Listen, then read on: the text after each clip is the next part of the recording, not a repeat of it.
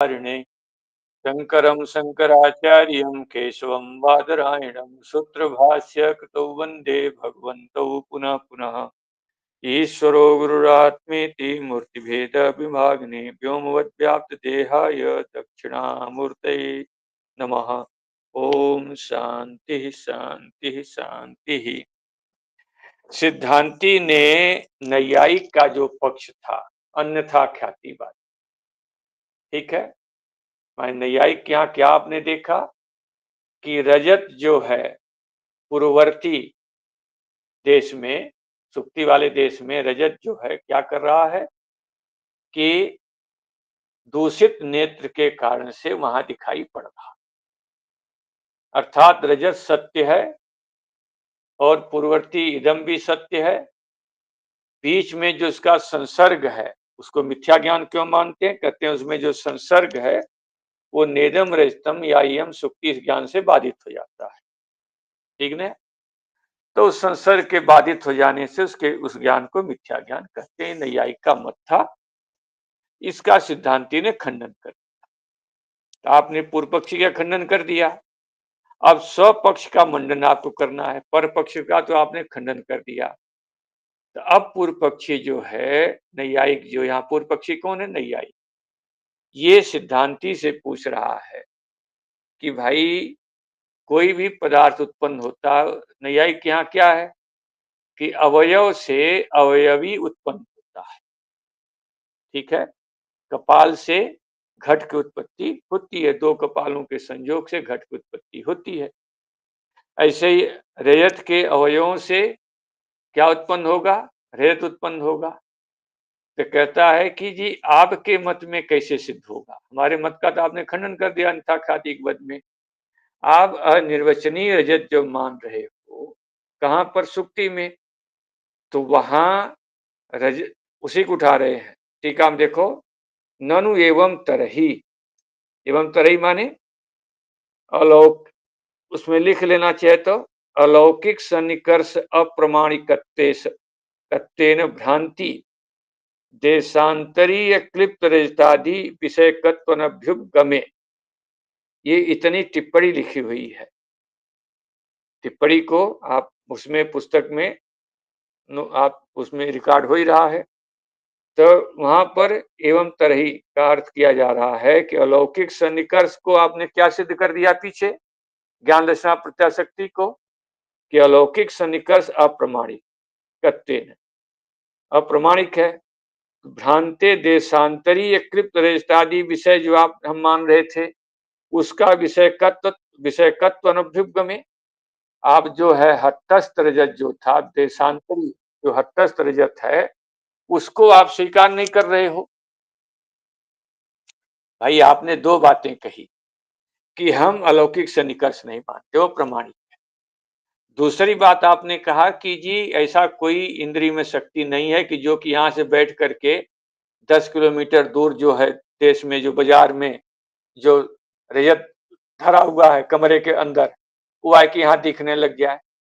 तो उसे कहा कि अलौकिक सन्निकर्ष अप्रमाणिकत्वे न, कहते हैं अलौकिक सन्निकर्ष अप्रमाणिक आप मान लिया, और भ्रांति भ्रांति है, भ्रांति स्थल पर देशांतरी जो क्लिप्त रजत है, जो निश्चित रजत है, वो ऐसे क्लिप्त रजतादि को आपने इदम रजतम विषय का, इदम रजतम इस ज्ञान का विषय का तनभ्युपगमे, इदम रजतम इस विषय, इसको इदम रजतम इस ज्ञान का विषय आप जो है स्वीकार नहीं कर रहे हो। तब जो है अपूर्व रजत उत्पत्ति पक्षो भी असंगतः, जो आपने अपूर्व जो है एक नवीन रजत मान रहे हो, अनिर्वचनीय नवीन रजत उत्पन्न होता है। वेदांति क्या क्या होता है कि सुक्ति देश में एक अनिर्वचनीय रजत की उत्पत्ति वेदांति मानते हैं। तो जो अपूर्व रजत की उत्पत्ति जो पक्ष आपका है अनिर्वचनीयवादी का, वो भी असंगतः, वो भी संगत युक्ति युक्त नहीं है। क्यों नहीं है भाई? कहते हैं कि रजत उपादान, जो रजत है, रजत की उत्पत्ति किससे होगी? उसके उपादान कारण से। कहते उपादान कारण कौन है उसके? जो लौकिक तद अवयव हैं, रजत के जो अवयव हैं, रजत के जो अवयव हैं उससे रजत की उत्पत्ति होगी। जैसे घट का जो अवयव कपाल है उससे घट की उत्पत्ति होती है, पट का अवयव जो तंतु है उससे पट की उत्पत्ति होती है। ऐसे रजत का जो लौकिक अवयव है, उस जो रेत का उपादान कारण है, वो तो है ही नहीं वहां पर, सुक्ति देश में तो है ही नहीं, अभावात। अलौकिका नाम तेसाम तद उपादान प्रमाणाभावात। कहो कि अलौकिक भाई, अलौकिक माने अलौकिक कोई रजत लेंगे हम, किसका? रजत अलौकिक, जो अलौकिका नाम तेसाम, तेसाम है रजत अवयवा नाम, कहते हैं वहां पर अलौकिक रजत के अवयव को मानेंगे। कहां पर?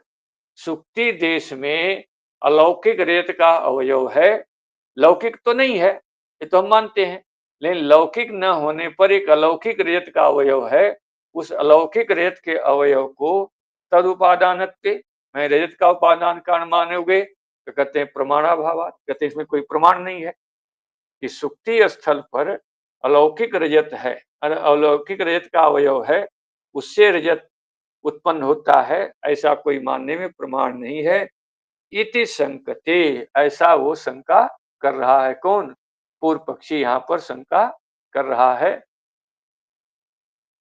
देखो मूल देखो, ननु रजत उत्पादका नाम रजत अवयवा नाम भावे, कहते हैं रजत के उत्पादक रजत का अवयव वहां तो है नहीं, न लौकिक है न अलौकिक है, दोनों सिद्ध नहीं हो पाया। अभावे सुप्तौ कथम तवापि रजतम उत्पद्यते, तो आपके मत में सुक्ति में रजत की उत्पत्ति कैसे हो सकती है, अर्थात नहीं हो सकती है, इति चेत, ऐसा पूर्व पक्षी का कथन है। अच्छा, टीका देखिए, कहते अन्यथा उपपत्ति अभावात,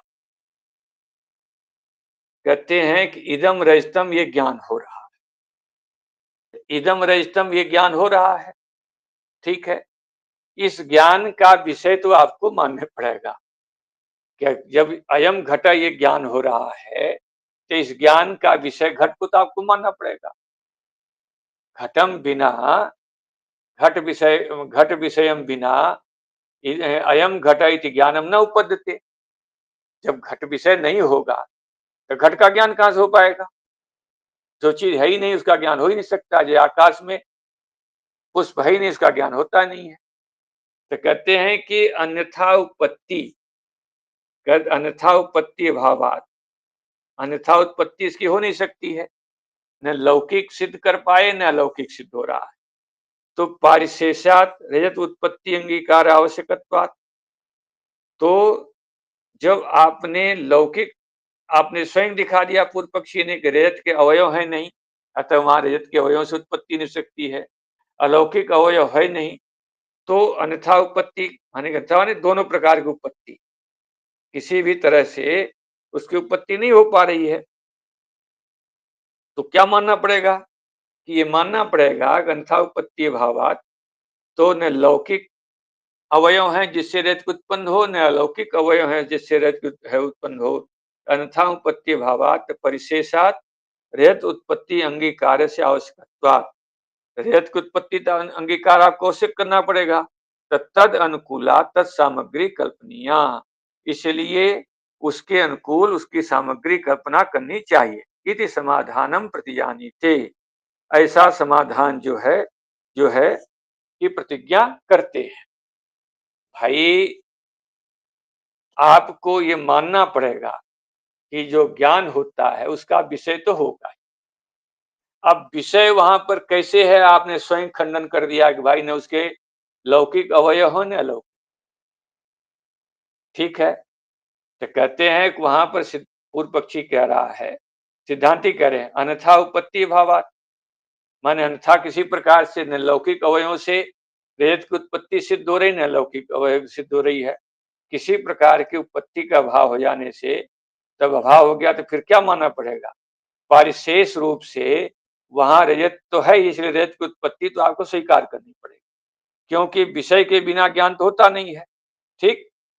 तो कहते हैं तो जब विषय के उनका वहां पर रजत की उत्पत्ति स्वीकार करोगे तो फिर रजत आया कैसे?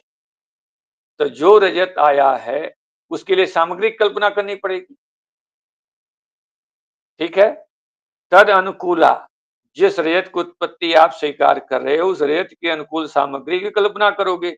इति समाधानम प्रतिजानीते, इस दृष्टि से समाधान की प्रतिज्ञा करते हैं उच्चते। देखो,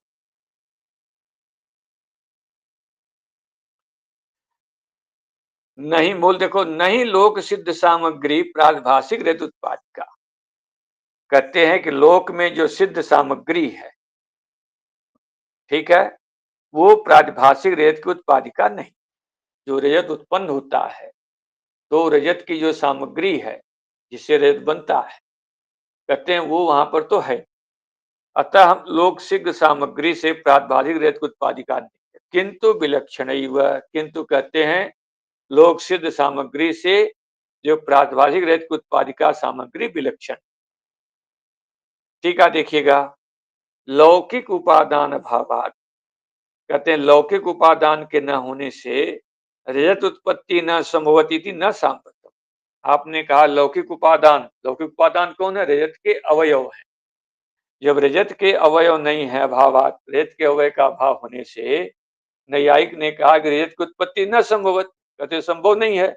इति न सांप्रतम, ऐसा आपने जो कहा है वो ठीक नहीं है। क्यों? कि उपादान उपादेयो सादृश्य अवश्यम भावात, कहते हैं उपादान उपादेय में सादृश्य तो अवश्यम भाव है। अलौकिक रजत उत्पादाने न लौकिक सामग्री अपेक्षा आह, कहते हैं कि उपादान उपादेय दोनों में सादृश्य तो अवश्यम भावात। भाई रजत का जो है, रजत उत्पत्ति होती है उसमें सादृश्य तो अवश्यम भाव है। अब इसलिए अलौकिक रजत के उपादान में न लौकिक सामग्री अपेक्षा, इसलिए वहां अलौकिक रजत उत्पन्न होता है, उसके लिए लौकिक सामग्री की अपेक्षा नहीं है। फिर से समझ लो और स्पष्ट कर लो कि लौकिक उपादान उपादेय मतलब कि लौकिक रजत रूप कार्य के लिए उसकी सामग्री जो लौकिक उपादान कारण होना चाहिए, माने लौकिक सामग्री हो और लौकिक रजत हो, इस प्रकार से उपादान उपादेय में सादृश्य मिल होना चाहिए। ठीक है, ये बात तो आप सही कह रहे हो, किंतु जहां उपादान उपादेय में सादृश्य हम बतला रहे हैं तो वो तो रजत कैसा अलौकिक है? नहीं, अलौकिक रजत है। हम अलौकिक रजत मान रहे हैं, तो अलौकिक रजत उत्पादाने, अलौकिक रजत उत्पादन में अलौकिक ही सामग्री लगेगी, न कि लौकिक। स्पष्ट करें, न लौकिक सामग्री अपेक्षा इत्याह, वह लौकिक सामग्री नहीं ले सकते हैं अपितु अलौकिक सामग्री लगती है। इसी को मूल में कहा कि लौकिक सामग्री जो है प्रादभाषिक रजत के उत्पाद का नहीं है, किंतु से विलक्षण है। तद व्यतिरिक्त सामग्री अभावात पृक्षति, तद माने लौकिक सामग्री, तद लेना लौकिक सामग्री से व्यतिरिक्त सामग्री जो आप अलौकिक कर रहे हो, कहते वो तो है ही नहीं, वो तो दिखाई नहीं देती, अभाव होने पृक्षति। किंतु कहते वो क्या है? तो कहा विलक्षण ही। टीकाकार लिखते हैं, यथा प्रादभाषिक रजतम लौकिक रजत विलक्षणम, कहते हैं जैसे प्रादभाषिक रजत जो है लौकिक हट्टस्थ रजत से विलक्षण है। ठीक है, ज्ञातिक सत्व है। ध्यान रखिएगा, विलक्षण में क्या दिखाओगे कि भाई जो लौकिक रजत होता है, अगर आंख आप बंद कर लो तो रजत खराब हट नहीं जाता, नष्ट नहीं हो जाता है। आप लौकिक रजत को देख रहे थे, अब आपने घट को देखना शुरू कर दिया, तब भी लौकिक रजत जहां टेबल पर रखा था वहीं रहता है। लेकिन अलौकिक अलौकिक रजत कैसा होता है कि जब तक देख रहे हो तब तक रहेगा, वो ज्ञातिक सत्व है। जब तक रजताकार वृत्ति है तब तक रजत परिभाषित होगा, और जब पटाकार वृत्ति हो जाएगी तो रजत नष्ट हो जाता है। वहां पर क्या दिखाई देने लगता है? पट दिखाई देने पड़ता है। तो कहते हैं ये जो है प्रादभाषिक रजत जो है लौकिक रजत से विलक्षण है। तथा तद उत्पादिका सामग्री अपनी, इसलिए तद मतलब आपके जो अलौकिक रजत है, प्रादभाषिक रजत है, उसकी सामग्री भी कैसा है? लौकिक सामग्री तो विलक्षण एवं उत्तरम आह, लौकिक सामग्री जो रजत के अवयव आदि हैं उससे विलक्षण ही है। विलक्षण एवं इति उत्तरम आह, इसका उत्तर दे दिया विलक्षण इति, किंतु विलक्षण एवं। तरहि तत्स्वरूपम वक्तव्यम इत अपेक्षाया प्रतिघातम अर्थम उपादेयत, तो प्रश्न हुआ अगर सामग्री है तो उसके स्वरूप को बतलाओ, कैसी सामग्री है। तत्स्वरूपम, जो सामग्री है विलक्षण सामग्री है, लौकिक सामग्री से प्रसिद्ध जो सामग्री है उससे जो विलक्षण सामग्री है, तत्स्वरूपम, उसके स्वरूप को, वक्तव्यम, उसके स्वरूप को कहना चाहिए, बतलाना चाहिए। इति अपेक्षाया, ऐसी अपेक्षा होने पर प्रतिज्ञातम अर्थम उपादेयत, प्रतिज्ञात अर्थ की का प्रतिपादन करते हैं। तथा ही इति तथा ही मूल में देखो, तथा ही कांच कामल आदि दोष दूषित लोचनस्य पुरोवर्ती द्रव्य संयोगात इदमाकारा चाक्षिक्याकारा काचित अंतःकरण वृत्ति उदेति। देखो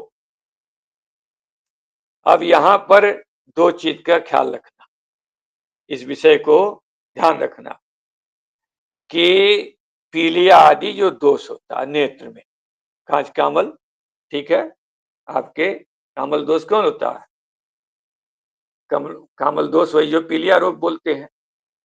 तो कहते हैं कि जो नेत्र के दोष कहे गए हैं, कांच कामल आदि दोष से दूषित आपका लोचन है, ठीक, आपको पीलिया आदि दोष से दूषित लोचन है।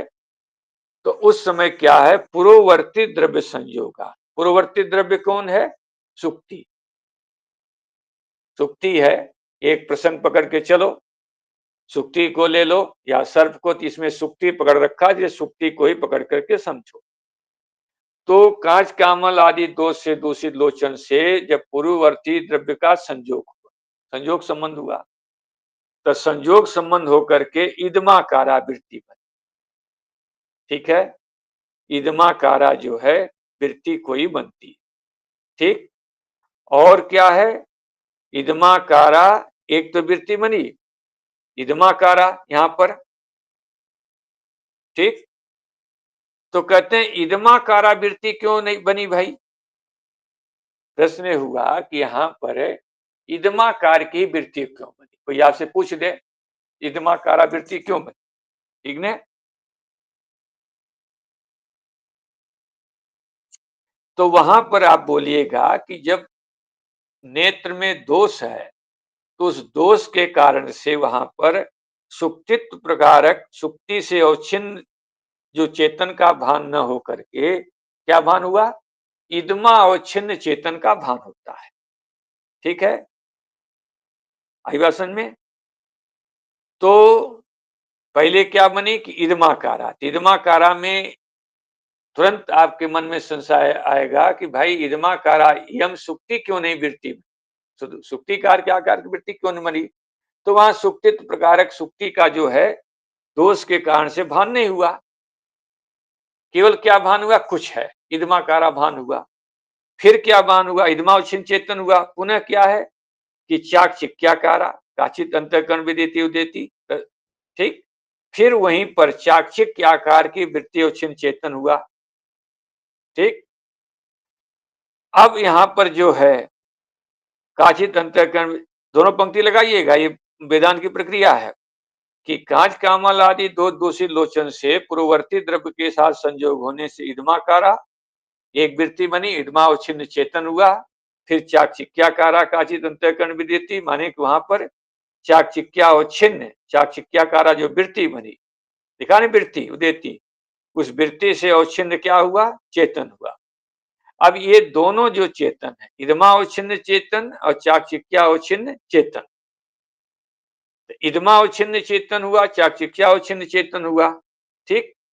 अब इससे जो है दोनों सो जो है दोनों एक ही देश पर हैं, इदमावच्छिन्न चाक्षिक्यावच्छिन्न, और उसी से तद अभिन्न अभिन्नत्वम से क्या हो जाएगा, प्रमातावच्छिन्न चेतन भी अभिन्न हो गया, ठीक ने। तो इदमावच्छिन्न चेतन जो कि विषयावच्छिन्न चेतन है, उसके आश्रित क्या है, सुक्तित्व प्रकारक अविद्या से क्या है, रजत उत्पन्न ज्ञान होगा। आगे इसका प्रसंग आगे आ रहा है। तो अंतःकरण वृत्ति तस्याम च वृत्तौ इदमावच्छिन्न चेतन प्रतिबिंबते, कहते हैं उस वृत्ति में क्या है कि जो चाक्षिक्याकारा वृत्ति, इदमावच्छिन्न कारा वृत्ति, ये दोनों कैसे होते, उसमें अवच्छिन्न चेतन प्रतिबिंबित होता, मतलब दोनों इदमा अवच्छिन्न चेतन, वृत्ति अवच्छिन्न चाकचिक्या आकारा वृत्ति अवच्छिन्न चेतन। तो ये जो इदमा अवच्छिन्न चेतन बोल रहे हैं, इस पर ध्यान रखिएगा। ये हम लोग जो पीछे विषयावच्छिन्न चेतन बोल रहे थे, उसके स्थान पर इदमा अवच्छिन्न चेतन रखना। और चाकचिक्याकारा वृत्ति जो बोल रहे हैं, इसके स्थान पर जो हम लोग वृत्ति अवच्छिन्न चेतन बोल रहे थे, प्रमाण अवच्छिन्न चेतन बोल रहे थे, उसके स्थान पर इसको रखना। ठीक है, ये प्रसंग को समझ के चलो, नहीं तो फिर पंक्ति दिमाग से भाग जाएगी। भाई पीछे जब घट प्रत्यक्ष कर रहे थे, तो अंतःकरण का परिणाम वृत्ति था, वृत्ति अवच्छिन्न चेतन था, और फिर घटावच्छिन्न चेतन था। दोनों अभेद होते थे, तब घट ज्ञानगत प्रत्यक्ष होता। यहां पर क्या जो इदम बोल रहे हैं वो विषय है, क्योंकि सुक्ति विषय है, तो सुक्तित प्रकारक सुक्ति का ज्ञान हुआ नहीं दोष के कारण से, केवल इदम का ज्ञान हुआ, इदमा अवच्छिन्न चेतन हुआ। और जो चाकचिक्याकारा जो वृत्ति बनी, ठीक, चाकचिक्याकारा जो वृत्ति इसके साथ साथ बनती है, तो वृत्ति अवच्छिन्न चेतन हुआ। तो दोनों अभिन्न हुए एक देश पर आने पर, और इन दोनों के अभिन्न होने पर जो प्रमाता से अभिन्न हो जाएगा, तद अभिन्न अभिन्नत्वम तद अभिन्नत्वम। ठीक है, पीछे तद अभिन्न अभिन्नत्व से तद अभिन्नत्वम। क से ख से ग अभिन्न है, इसलिए क बराबर क से ग अभिन्न हो गया।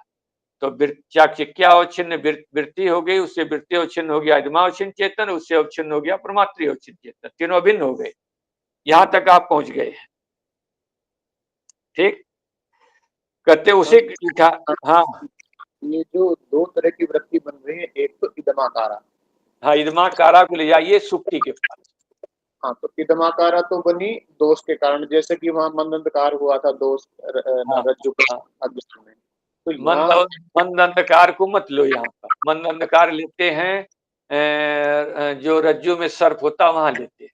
तो यहाँ दूसरा दोष बनेगा, जो भी बनेगा यहाँ पर यहाँ लीजिए कि सूर्य की किरण से जो सुक्ति चमक रही है, आप उस स्थल को पकड़िए न, कि सूर्य की किरण पड़ रही है और सुक्ति में चमक आ रही, चाकचिक्य आ रहा है।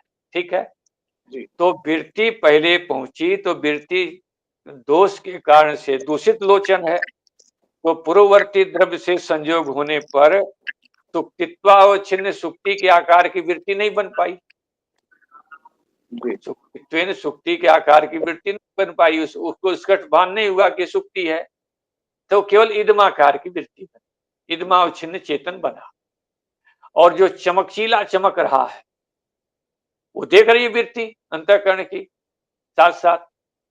ठीक, तो वहां चाकचिक्याकार की भी वृत्ति बनती है, कोई वृत्ति उत्पन्न होती है, भाई चमकीला चीज दिख रही है, तो वहां दोनों है। यह कोई है, जब आप देखते हैं पहले कोई वस्तु, आप चलिए सर्प वाला दृष्टान लेना चाहो, सर्प वाला भी ले लो, तो सर्प वाले दृष्टान में क्या लेंगे, मंद अंधकार दोष है।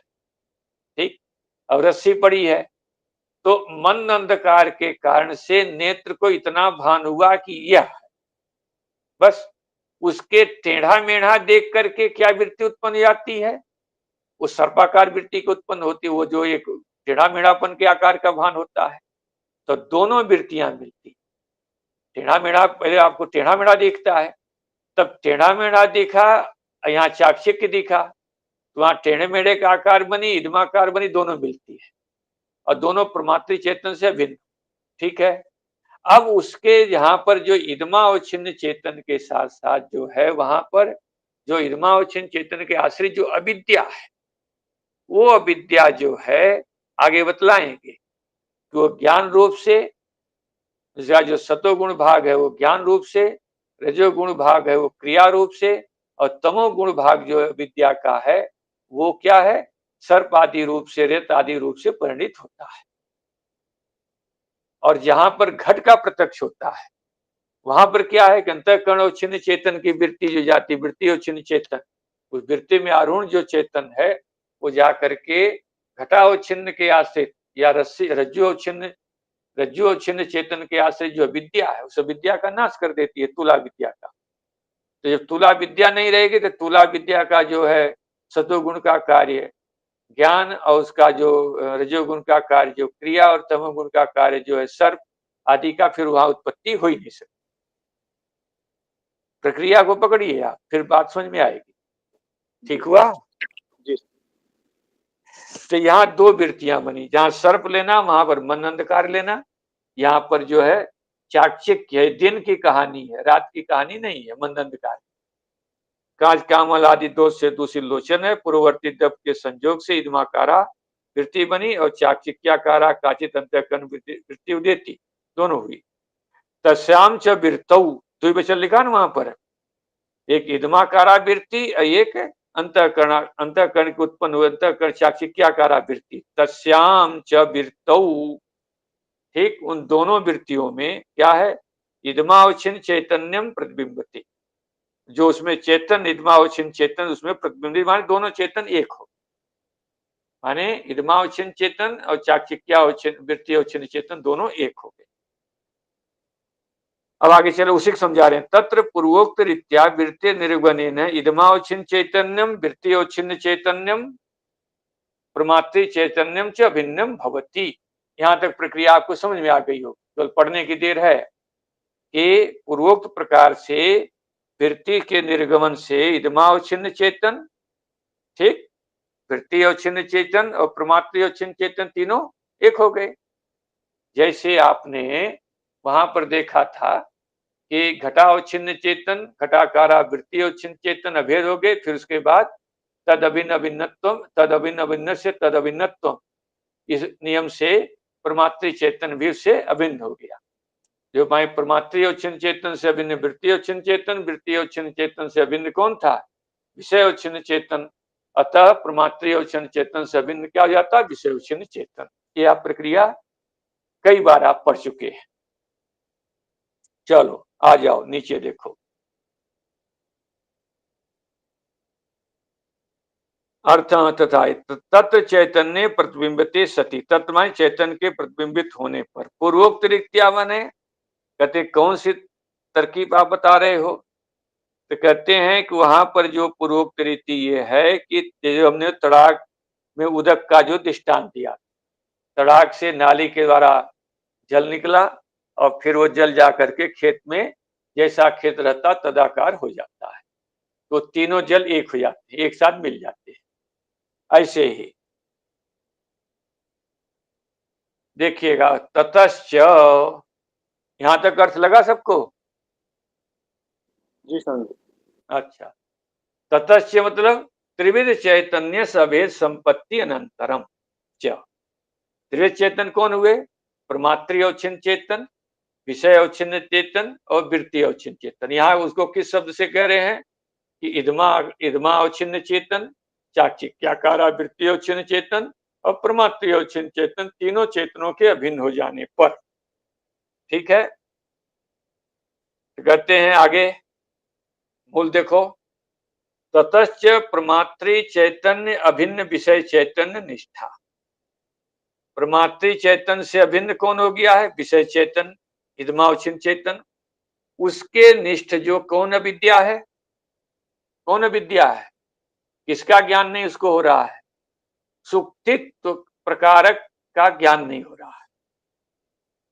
दिमाग में बैठाओ कि जब वो सुक्ति को देख रहा है तो उसे इदम इदमाकारा वृत्ति बनी, लेकिन सुक्तित्व प्रकारक सुक्ति विशेषक ज्ञान उसे वृत्ति नहीं बनी, तो वहां किसका ज्ञान नहीं हुआ, उसे सुक्तित्व प्रकार का ज्ञान नहीं हुआ।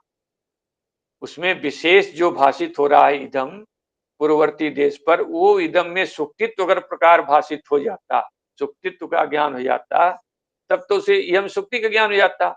तो किसका ज्ञान रहा वहां पर, सुक्तित्व का ज्ञान रहा, उसी को लिख रहे हैं सुक्तित्व प्रकारक अविद्या। पंक्ति दिमाग में बैठनी चाहिए, नहीं तो फिर पढ़ने से कुछ फायदा नहीं है। भाई जिस समय आप सुक्ति को देख रहे हैं वहां इदम का ज्ञान हुआ, पूर्ववर्ती का ज्ञान हुआ, किसका ज्ञान नहीं हुआ, उसमें जो है उस इदम में कौन नहीं भाषित हुआ, सुक्तित्व का भान नहीं, सुक्तित्व का ज्ञान है। अगर सुक्तित्व प्रकार का ज्ञान हो गया होता तो सुक्तित्व प्रकारक कौन हो जाती, सुक्ति इदम सुक्ति का ज्ञान हो जाता, यम सुक्ति ऐसा ज्ञान हो जाता, तो वहां सुक्तित्व प्रकारक अविद्या है। लगी स्वामी पंक्ति जी, यहाँ तक? हाँ, ये ऐसे है कि पंक्ति जो इदम प्रकारक ज्ञान हो रहा है, जैसे विषय का ज्ञान हो रहा है, लेकिन कौन सी विषय है ये, इसका ज्ञान नहीं हो रहा है, ऐसा ऐसा है क्या? जैसे सुक्तित्व नहीं होके रजतत्व हो प्रकारक ज्ञान हो रहा है।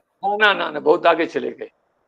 अच्छा, पहले यहीं पर रुको कि इदम को हमने देखा, ठीक है, इदम का हमें ज्ञान हुआ कि है। अरे भाई अनुभव करके देखो ना, ये तो वेदांत कोई भावना में बहने वाली कहानी थे नहीं, तो अनुभव मानना चाहिए। जब हमने देखा कि इदम इदम है, ठीक है, अगर क्या चीज हमें भान हुई, इदम का ज्ञान हुआ, पूर्ववर्ती वस्तु का ज्ञान हो रहा, सामान्य अंश का। विशेष अंश उसमें क्या है, किसका हमें ज्ञान नहीं हो रहा है? सुक्तित्व जो विशेष अंश होता है, सुक्तित्व का ज्ञान नहीं हुआ। मैं सुक्तित्व का ज्ञान है तो सुक्तित्व प्रकारक अविद्या है, ठीक है जी स्वामी। भाई। इदम सामने हम देख रहे हैं ना, इदम को देख रहे हैं सामने, इदम को देख रहे हैं, लेकिन इदम क्या चीज है ये हमें भान नहीं हो पा रहा है कुछ चीज, ये तो तुरंत मन में आता है भाई है कुछ। जैसे रस्सी टेढ़ी है तो आदमी क्या देखता कि है कुछ, यहां तक हुआ। लेकिन क्या है ये ज्ञान नहीं हुआ। तो क्या है ये ज्ञान नहीं हुआ, तो क्या मतलब वहां प्रकार का भान नहीं होता है। प्रकार का अगर भान हो जाए तो फिर गाड़ी चल पड़ेगी, ठीक ने? जी स्वामी जी। वही लिख रहे हैं, सुक्तित्व प्रकार का वहां ज्ञान नहीं हुआ, तो मतलब सुक्तित्व प्रकार का अज्ञान, अज्ञान कहिए, अविद्या कहिए, कुछ भी शब्द का प्रयोग कर लीजिए आप, तो सुक्तित्व प्रकार का अविद्या है। ठीक, यहां तक चला है। अब यहां पर ये तो हुई अविद्या, सुक्तित्व प्रकार का अविद्या हो, यहां तक आपको चला गया। अब ये सुक्तित्व प्रकार का विद्या जो है कैसे होती है, इस अविद्या को खींच करके ले जाना अगली पंक्ति के साथ। ये अविद्या के कितने काम आएंगे? अविद्या के कितने गुण है? 3। अविद्या के 3 गुण है, सतोगुण, रजोगुण और तमोगुण। तो वहां कहेंगे अविद्या का जो सात्विक गुण है, सतोगुण है, उससे अविद्या का क्या होता है? उससे क्या है? ज्ञान होगा, उससे ज्ञान की उत्पत्ति होगी, ज्ञान होगा। और जो उसका रजोगुण है उससे क्रिया होगी, और जो तमोगुण है उससे विषय की उत्पत्ति। आपके समझ रहे हैं? उससे क्या है? उससे तमोगुण से विषय की उत्पत्ति होगी। अब उसे समझा रहे हैं, रजत रूप अर्थाकारेण है, ठीक, वो अविद्या किस रूप से परिणित होती है? उसका तमोगुण के बल से रजत रूप विषय के रूप से दिखाई देने लगती है। और जो उसका सतोगुण है, वो सतोगुण क्या है कि रजत ज्ञानाभास कारण है, रजत का ज्ञानाभास, रजत का जो ज्ञान उत्पन्न होता है, ज्ञान नहीं, ज्ञानाभास है, परमात्मा ज्ञान है, विद्या का कार्य है, तो ज्ञानाभास कारण है। और च माने वो जो उत्पत्ति रूप जो क्रिया होती है, परिणमते, परिणाम जो होता है विद्या का परिणाम होता है, वो च से ले लेना, और परिणमते माने वहां पर जो क्रिया, ये क्रिया किससे उत्पन्न हुई? विद्या से ही। तो तीनों उत्पन्न हो गए। तो आप यहाँ पर सुक्तित प्रकार का विद्या को का अन्वय करिएगा, रजत रूप रथाकारेण, रजत ज्ञानाभासाकारेण च परिणमते, परिणमते का अर्थ कर दीजिएगा ये रजोगुण का कार्य है जिसके कारण से उसमें क्रिया। लगी यहां तक पंक्ति? जी हाँ, स्वामी। अच्छा। अब टीकाकार इसी को लगा दे रहे हैं कि अविद्या रजत रूप अर्थाकारेण रजत ज्ञानाभासकारेण च परिणमते इति अन्वयः। टीकाकार जो हमने मूल में कहा वही यहाँ पर टीकाकार लगा रहे हैं, भाई इस प्रकार से अविद्या का अन्वय कहाँ करना? रजत रूप अर्थाकारेण, जो अर्थ है, विषय है, ठीक, और रजत ज्ञानाभास कारण से परिणम, ज्ञानाभास रूप से परिणित होता है, ऐसा अन्वय करना चाहिए। टीका देखिएगा, ननु अविद्याया एव आकाशादि प्रपंच उपादान तद्युग्मात् प्रतिज्ञा हानि इति आशंका निराशाय प्रमात्री चैतन्य इत्यादि विशेषण द्वय। कहते हैं वहां पर जो आपने जो दिया है प्रमात्री चेतन अभिन्न विषयक चेतन निष्ठा सुक्तित प्रकारक अविद्या। ठीक, तो कहते हैं यहां पर जो हमने कोई ये शंका उठाए कि जो अविद्या है, माया है, वही है क्या है, आकाश आदि प्रपंच का उपादान कारण तुम मानते हो, और अब तुम अविद्या से क्या उत्पन्न कर रहे हो, प्रातिभाषिक रेत की उत्पत्ति मान रहे हो। यानी आप कहते हो कि विद्या माया से जो है व्यवहारिक रेत की उत्पत्ति होती है, आपने ये कहा है। और बाबा जी अब यहाँ क्या बोलना शुरू कर दिया, आपने ये बोलना शुरू कर दिया कि अविद्या से प्रातिभाषिक पदार्थों की उत्पत्ति होती है।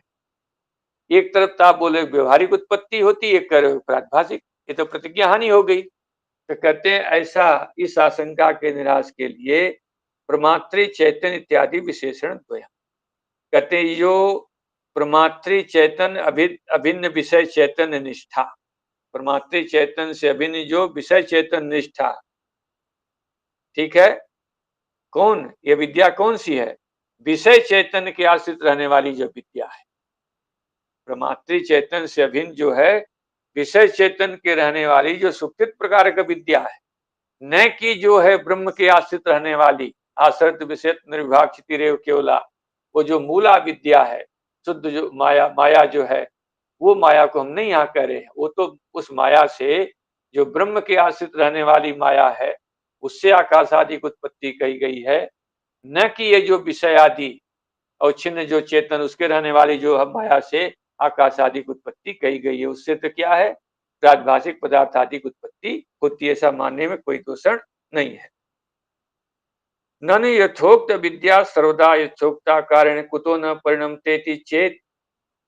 तो प्रश्न हुआ कि ये जो है प्रमात्री चैतन्य भिन्न विषय चैतन्य निष्ठा जो विद्या है, सुप्ति प्रकार का विद्या है, हमेशा ही क्यों नहीं रेत रूप से दिखाई देने लगती है।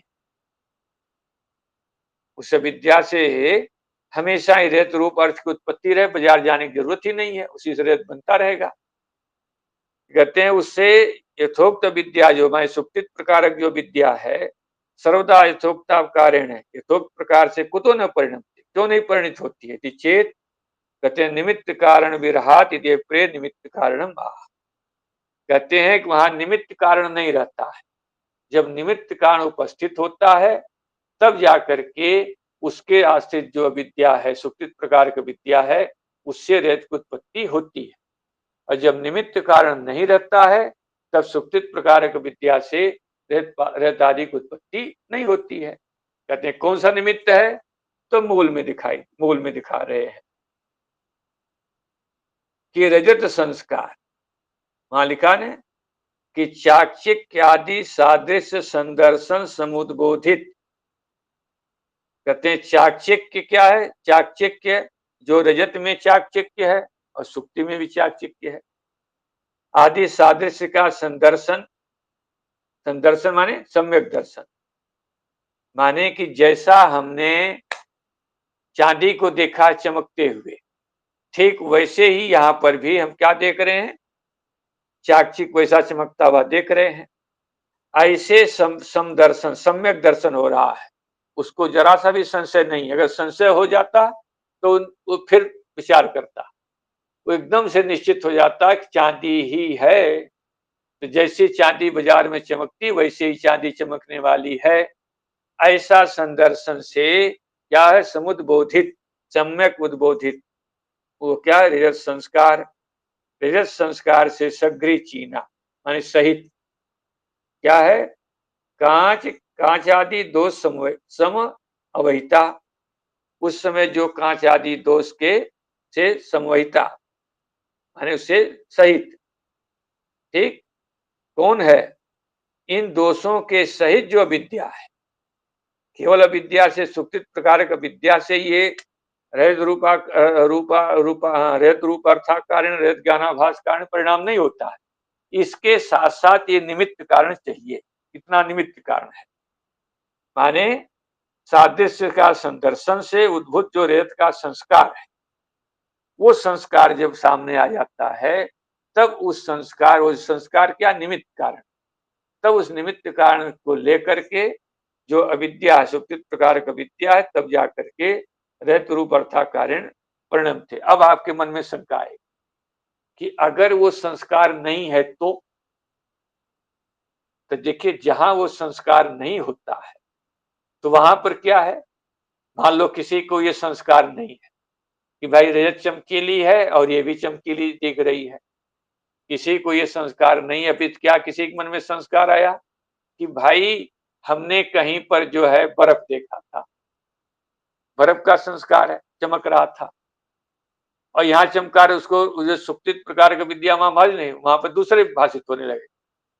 ठीक है, पर फिर हिम्मत तो जो है हिम्मत तो प्रकार का विद्या आ जाएगी। किसी को जैसे वहां पर दिखाते हैं ना कि रस्सी पड़ी है, किसी को लाठी का भ्रम, किसी को सर्प का भ्रम, किसी को वहां पर जैसे पृथ्वी फट गई इसका भ्रम। तो जिसको जो संस्कार होता है, जैसा निमित्त संस्कार होगा, उन संस्कारों को लेकर के तत्प्रकार अविद्या से वो पदार्थ वहां पर भाषित होते हैं। आइए, यद्यप संस्कारों भी सर्वदा वर्तते, कहते हैं संस्कार तो अंतःकरण में हरदम रहेगा, कहते तथापि उद्बोधित निमित्तम प्रेत्य उक्तम चाक्षिक्यादि, कहते हैं संस्कार तो आपके रहता है लेकिन उसका निमित्त क्या है, चाक्षिक्यादि का सम्यक दर्शन, कि भाई देखता है, जैसा हमने चाक्षिक वहां देखा था वैसे ही चाक्षिक यहाँ पर हम देख रहे हैं।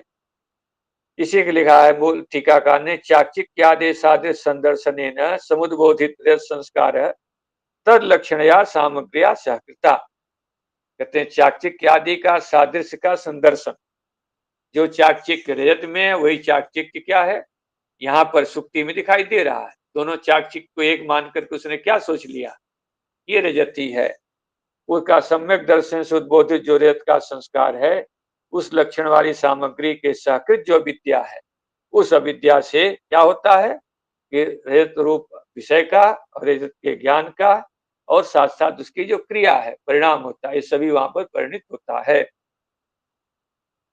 ननु चाक्षिक्यादि सादृश संदर्शने नील पृष्ठ त्रिकोणता दर्शने च किम निमित्त अपेक्षाया, कहते हैं कि वहां पर कि चाक्षिक्यादि का सादृश संदर्शन हुआ और नील पृष्ठ त्रिकोणता जो होती है सुक्ति में, जो नीचे वाला भाग होता है कैसा होता है, उसमें जो एक भाग सुक्ति का होता है ना, नील पृष्ठ नीला होता है, त्रिकोणा होता है, उसका दिखाई न देना, ये क्या, इसका क्या कारण है, क्या निमित्त अपेक्षाया।